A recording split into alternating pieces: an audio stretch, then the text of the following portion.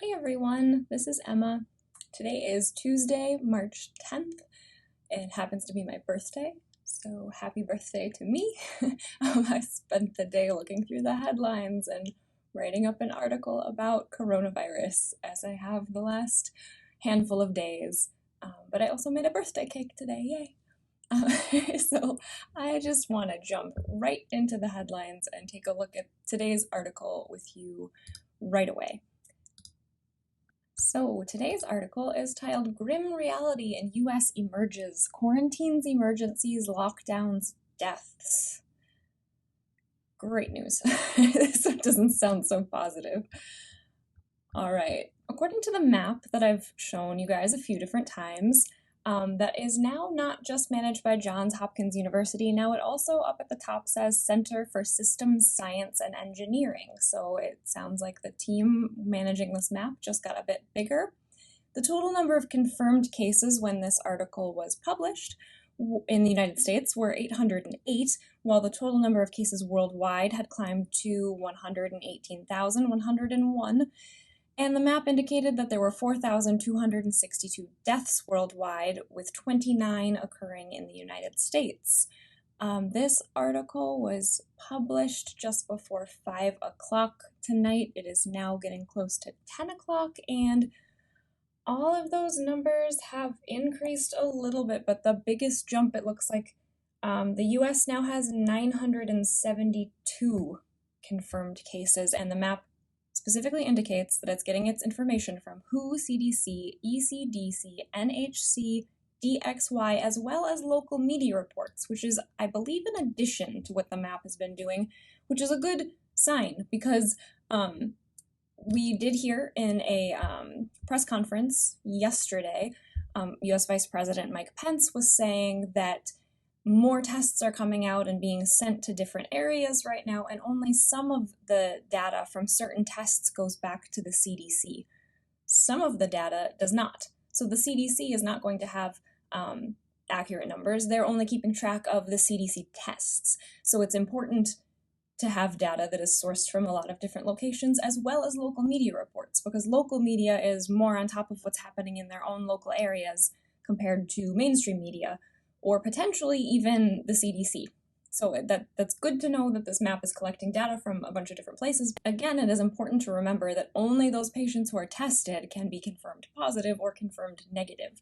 So there continues to be a lag in testing in the United States, so that will obviously create a lag in how many confirmed cases that we can have, because the assumption is that there is community spread in a lot of different places, and there's probably a lot more people that are positive than we actually know. At least 17 states in the US have now declared states of emergency or made disaster declarations, including New Jersey, Oregon, California, New York, Washington, Kentucky, Maryland, Ohio, North Carolina, Massachusetts, Florida, Colorado, Illinois, Rhode Island, Iowa, Pennsylvania, and Indiana. India? Each of these is linked to some information about when that declaration was made if you want to learn more specifically, especially if you live in one of those states or you have loved ones in one of those states. I encourage you to read more specifically about what is actually happening in each of those places. The CDC is warning that people over 60, in addition to those with underlying health conditions such as diabetes, heart disease, and lung disease, take precautions, including reducing travel and stocking up on food and medications. The World Health Organization has finally said that the coronavirus is starting to look like a real pandemic. We moved our reminder to check out our Telegram channel up to the top of the articles because this Telegram channel is so important. I think it's even more important than these articles that I've been writing, as well as these videos, because there's not enough time to include every single development in these roundup articles, and there's definitely not enough time to include them all in the videos too. So if you haven't yet, please head over there. You can find it on Telegram at COVID-19 report. You can also just head straight to the URL and see this in your browser as well, t.me/s/COVID-19 report. The lack of US testing in the United States continues to be a major concern. The state of Colorado has apparently been keeping track of how many people are tested in their state, and they have said that they have tested 184 people total, and out of that, 12 cases were identified.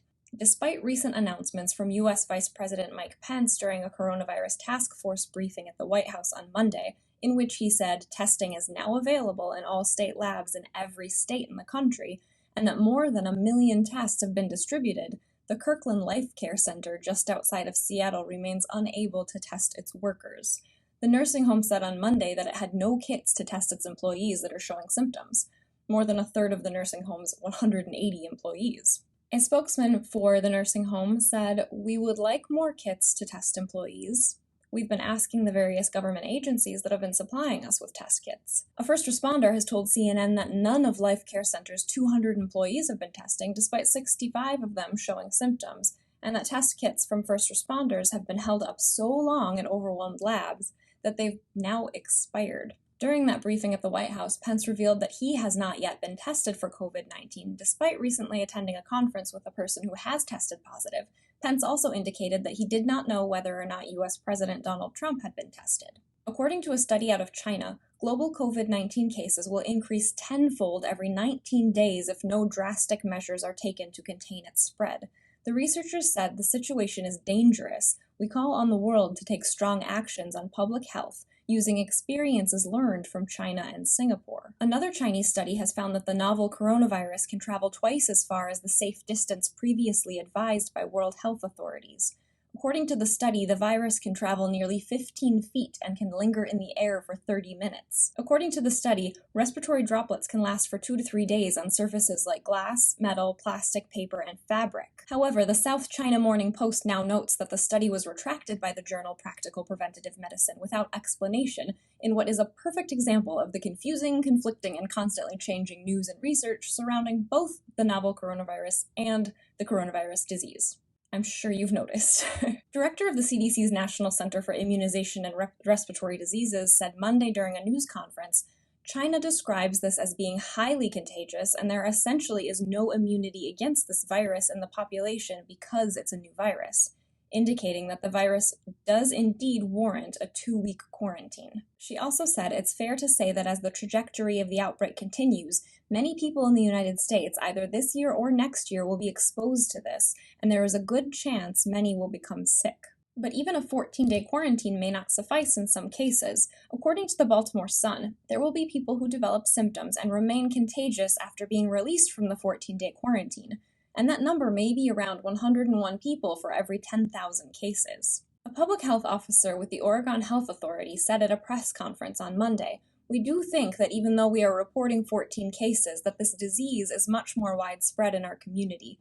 Many of these cases were identified as potential community transmission, meaning that we can't trace it back to an individual or to a situation where they were put at risk." Authorities in Oregon expect the number of cases to increase as testing becomes more widely available. It has become apparent that the coronavirus spreads easily and rapidly in contained environments, from conferences to nursing homes to cruise ships. As of Monday, 8 cases of COVID-19 have been confirmed in the state of Iowa. 7 of the 8 cases are located in Johnson County, and all 7 of those individuals traveled on the same cruise in Egypt. A disaster proclamation has been declared in the state as the results of 11 tests remain pending. 67 people are being monitored by health officials. A Taiwanese-American tourist who was a passenger on that cruise was the first to be confirmed positive after returning to Taiwan. It was reported on March 5th that the Grand Princess cruise ship had 3,533 people on board, including 2,422 passengers and 1,111 crew members. On March 6th, Vice President Pence reported that 46 tests were run, which revealed 19 crew members and 2 passengers to be positive. On March 7th, a critically ill passenger and a passenger traveling with that person were both airlifted off of the ship. The Grand Princess just docked in Oakland, California on Monday after being held off the coast of California for days. Filmmaker and area resident Robbie Martin visited the docking as news helicopters filmed the scene from above. Robbie was live on YouTube while he was there, and we've embedded that video here. What the CDC does if they don't have that was a satellite truck that just drove past. Any reporters setting up any stand-up interviews or anything? He noticed that he did not see very many people around the ship. Things were not blocked off. He was able to get a lot closer than he thought he'd be able to, but it was difficult to find parking. So a lot of this video is just Robbie driving around, but he was able to eventually find some reporters. And what he discovered was that There was no press liaison, there was no plan for a press conference, there was nobody representing the city there to ask questions or anything like that. So while Robbie couldn't get super close to the ship, it was really awesome that he was able to go there and just get an idea of what the area was like, and that there was a lot less presence of authorities in the area besides right next to the ship. And to see what it looked like from right next to the ship, there was live footage from a helicopter as the ship came in. Really kind of historical moment here with all these smaller boats following the big cruise ship and going over to the Golden Gate Bridge. This was a very long live stream as the ship docked, and then stuff up, all of these different tents. And as you can see, this is a 4.5-hour live stream, so it's not really something to necessarily watch now unless you were catching the whole thing live. And I did try to watch a lot of this while I was also watching Robbie and kind of letting him know what was going on with the ship while he was trying to get as close as he could.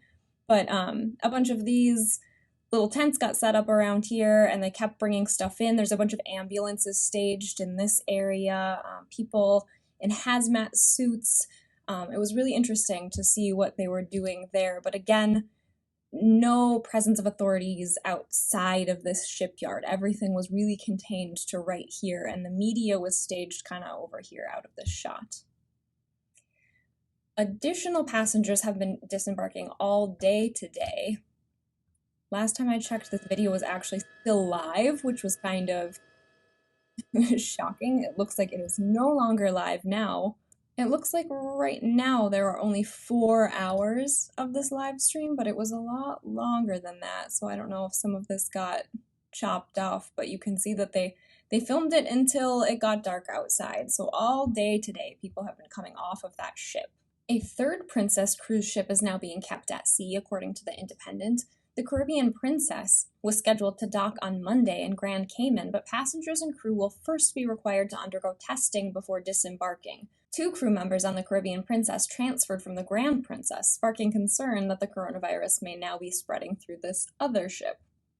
The number of positive cases of COVID-19 associated with the Biogen conference that was held in Boston in February continues to increase. More than 24 people from around the country who attended the conference have now tested positive.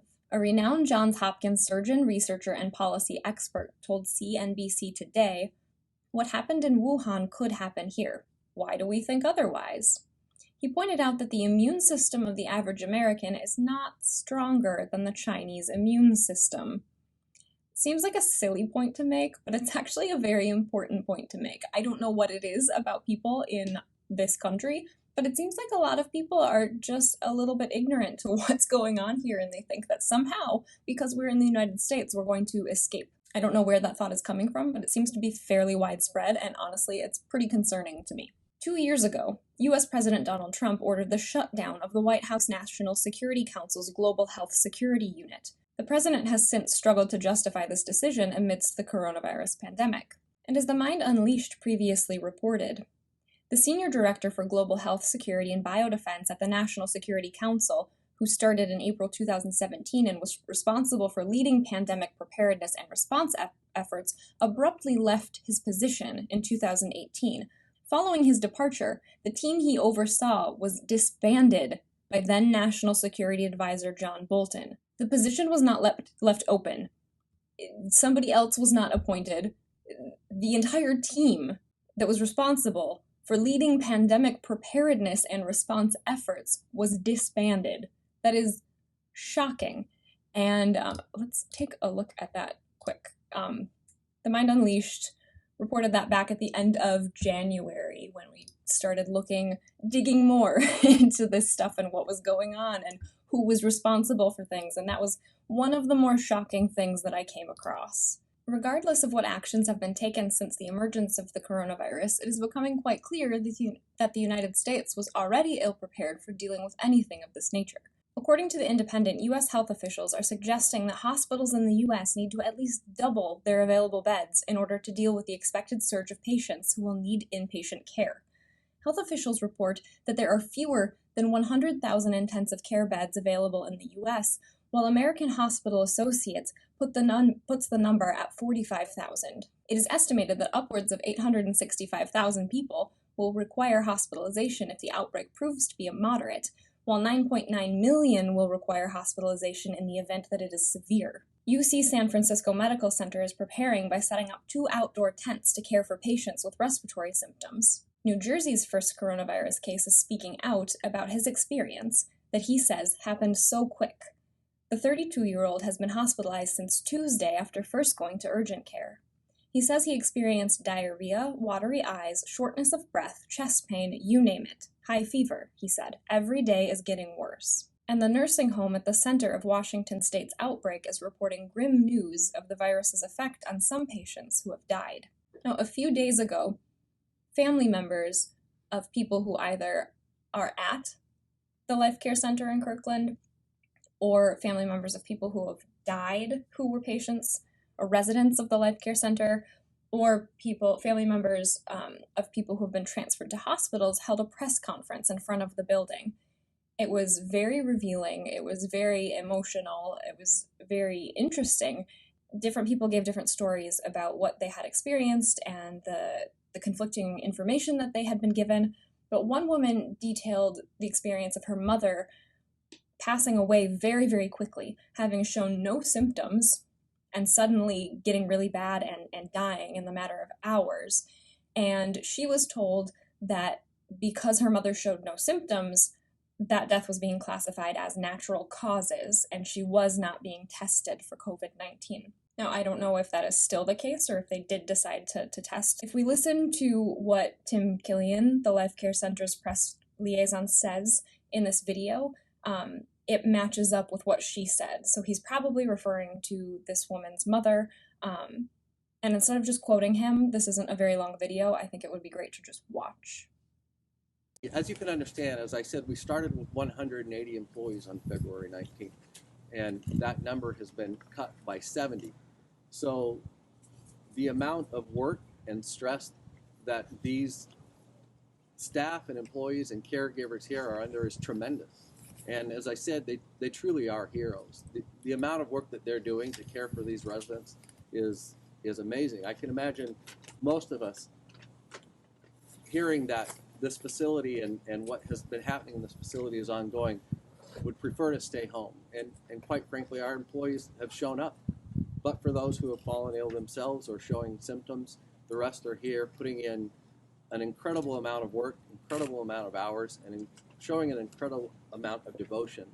I will say this, and the staff does feel it's important to communicate this. Our experience with this so far has shown that the virus is volatile, unpredictable.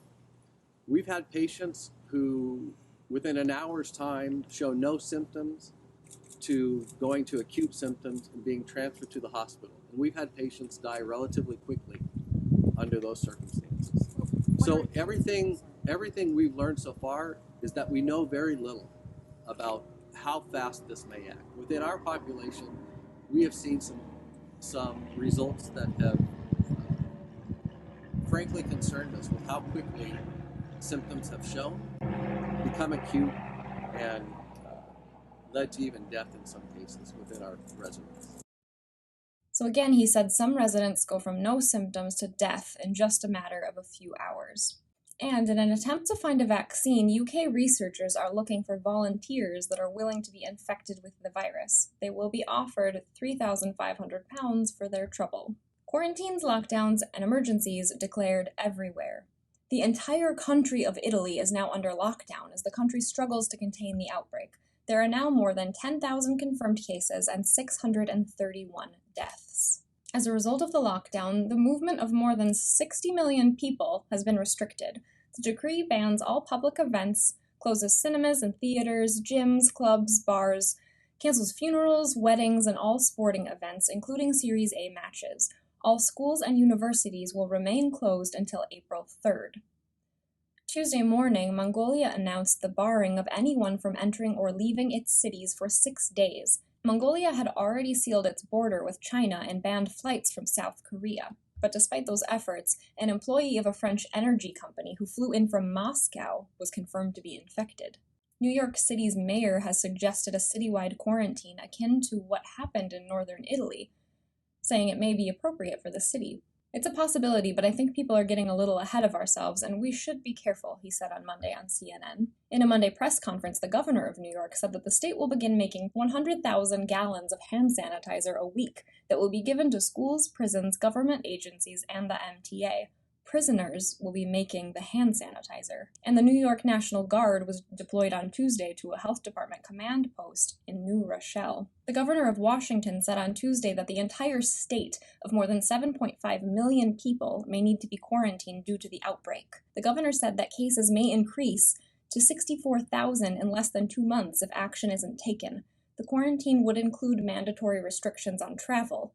The state would expand unemployment benefits to assist those unable to work during that time. Israel is requiring that anyone arriving in the country self-quarantine for 14 days. The Prime Minister said in a tweet, all those coming to Israel from abroad will be placed in isolation for 14 days.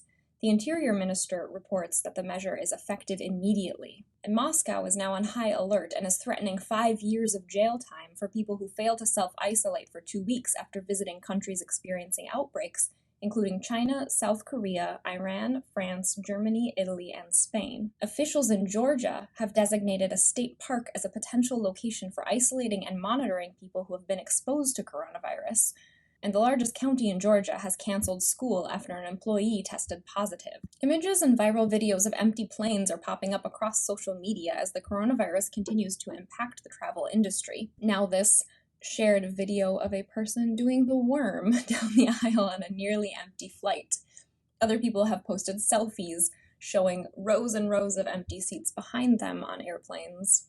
An epidemiologist in Washington is warning it is likely that people you know will die from COVID-19. The U.S. military has canceled military exercises and is quarantining ships as the virus spreads. The Pentagon has reportedly been planning how to continue operations in the event that COVID-19 spreads amongst its employees. U.S. officials are reportedly worried about the drug supply chain as China continues to suffer the effects of the pandemic. Basically, we've outsourced our entire industry to China, retired Brigadier General John Adams told NBC. Author Rosemary Gibson, who wrote a book on this very subject, explained if China shut the door on exports of medicines and their key ingredients and raw material, U.S. hospitals and military hospitals and clinics would cease to function within months, if not days. New York, San Francisco, and Seattle are all showing lower weekend traffic than average in the midst of the global pandemic. And Pearl Jam has canceled their upcoming scheduled tour due to the outbreak in Seattle, where they live. Having no examples of our National Health Department's ability to get ahead of this, we have no reason to believe that it will be under control in the coming weeks ahead. Princeton has told students to stay home after spring break as classes go virtual, and Harvard has told students to move out of their dorms by Sunday at 5 p.m. The campaigns of Bernie Sanders and Joe Biden said on Monday that they were consulting with health experts about the risk posed by the virus. In response to the question of holding rallies in the midst of a pandemic, Sanders said, "We do not hold a rally without first conferring with local public health officials." And Biden said, "I'm looking to the CDC for advice on that." Trump reportedly has no plans to cancel rallies. On Tuesday, the Sanders campaign canceled an upcoming rally in Cleveland, Ohio, saying they would evaluate all future events on a case-by-case basis. The Irish government has canceled Dublin's St. Patrick's Day parade. And the death toll in Iran surges as reports indicate that medical staff is unable to get the equipment needed. A nurse told The Independent, "We do not have the most basic personal and disinfectant protection." It should be noted that Iran is currently under sanctions from the U.S. government. Sanctions from the U.S. government typically interfere with a government's ability to provide necessary medical care. In a positive development, South Korea's infection rate is falling despite not implementing massive lockdowns. The fall is being attributed to widespread and easily accessible testing and the use of advanced technology. At the same time, China is offering to send Italy 1,000 lung ventilators, 2 million face masks, 20,000 protective suits, and 50,000 test kits to assist in their fight against the coronavirus. If you're interested in looking at our previous updates, they are all linked down here at the bottom of this article, as well as another link over to that Telegram channel that I showed you at the beginning. And as this situation is constantly developing, let's refresh it and see what has happened recently. Michigan has confirmed its first 2 cases of COVID-19, according to local news in Detroit. That is interesting because there has been speculation that Michigan has been waiting until after their primary election to announce any confirmed cases, which they just announced them at the close of the election. Bloomberg is reporting that a coronavirus conference got canceled because of coronavirus. Greece has closed all schools and universities for 2 weeks amid the outbreak. It looks like Trump still hasn't been tested for COVID-19, but his new chief of staff is quarantined. A German hospital has created a drive-through for COVID-19 tests. Designed to minimize exposure to medical staff and patients, the drive-in at a local hospital is one of several unexpected ways healthcare providers are tackling a fast-spreading outbreak that has killed over 500 people across Europe. The drive-through testing is something that we had seen early on starting in South Korea, which is potentially part of the reason that they're seeing an improvement in the situation there that other countries are not seeing.